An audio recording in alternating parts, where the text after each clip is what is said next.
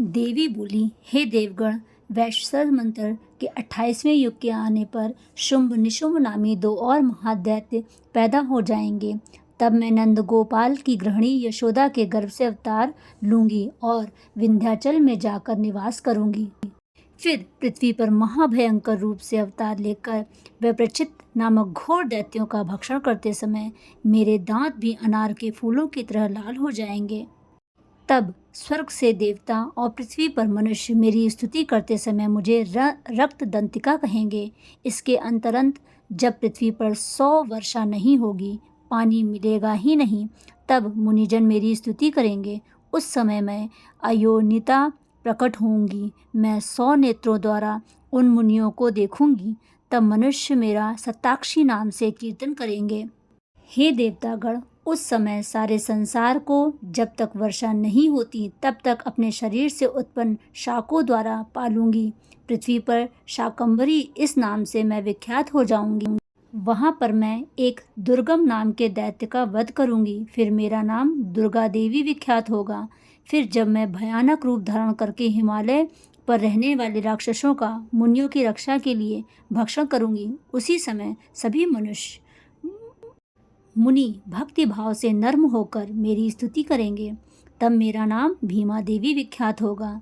फिर जब अरुण नामक दैत्य तीनों लोकों में भारी उपद्रव मचाएगा, तब त्रिलोका की रक्षा के लिए 6 पंजों वाले असंख्य भ्रमों का रूप धारण करके उस महाअसुर का वध करूंगी। उस समय मुझे भ्रामरी कहकर लोग सर्वत्र मेरी स्तुति करेंगे। इस प्रकार जब जब भी लोकों में दैत्यों द्वारा बाधाएं उपस्थित होंगी, तब तब मैं अवतार लेकर शत्रुओं का नाश करूंगी।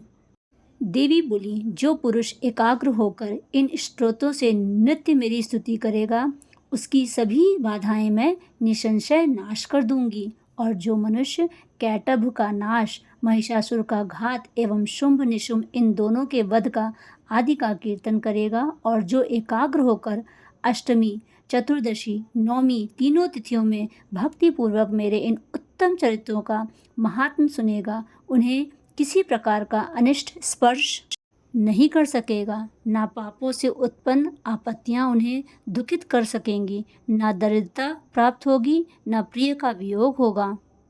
शत्रु का भय भी नहीं होगा। लुटेरों द्वारा राजा से भी कोई भय नहीं आएगा, और ना शास्त्रों से, ना अग्नि से, ना जल राशि से भय कभी भी ना होगा। इसलिए मेरा महात्म एकाग्र चित होकर पढ़ना चाहिए एवं भक्ति से सदा सुनना चाहिए।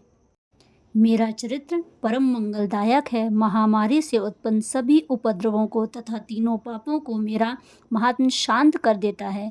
मेरे जिस मंदिर में मेरा यह महात्म पढ़ा जा रहा हो, उस स्थान का मैं कभी त्याग नहीं करती। वहाँ मेरा सदा निवास रहता है।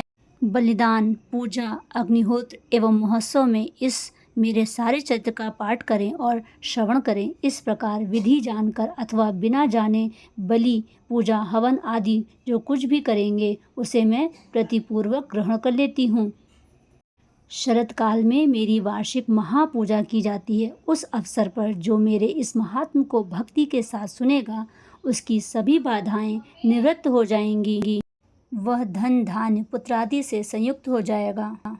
मेरी उस पर कृपा होगी, इसमें संशय नहीं है। मेरे इस महात्म को, मेरी उत्पत्ति की पवित्र कथाओं को एवं युद्ध में मेरे पराक्रम को जो मनुष्य सुनेगा, वह सर्वथा निर्भय हो जाएगा। मेरे महात्म सुनने वाले मनुष्य के शत्रु नष्ट हो जाएंगे, कल्याण प्राप्त होगा और कुल आनंदित रहता है। सभी शांति कर्मों में स्वप्न देखने पर, ग्रहों की दारुण पीड़ा होने पर मेरा महात्म श्रवण करें, उसके सभी उपद्रव शांत हो जाएंगे।